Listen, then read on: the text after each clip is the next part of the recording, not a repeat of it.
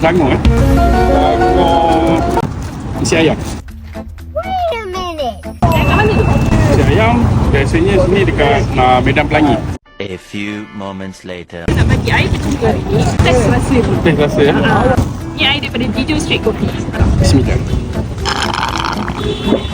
Boleh repeat, boleh. Sedap Sedap, So sedap. berapa markah abang nak bagi?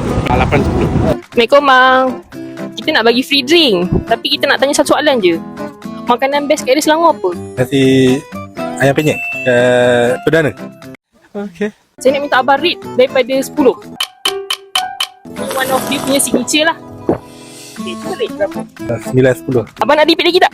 Boleh tak kalau nanti bila boleh beli. Yeah, boy. So adik nak tanya, makanan apa yang dekat Selangor yang paling best yang adik pernah makan? Chili crab. Dekat mana tu? Dekat Kota Damansara. Oh, tu memang recommended lah. Sedap gila. Nice. So sekarang ni akan nak bagi free drinks daripada Jijo Coffee. Wah. Ini free drinks daripada Jijo Coffee ni signature mocha dia tau. Cuba adik try dan rate berapa? Kalau pukul 10 saya nak bagi 20. 20? Sedap gila. Oh ya ke? Nak tahu info lokasi best lain di area Selangor? Cari je di website Platts. Jom support lokal dan Platts cara kita.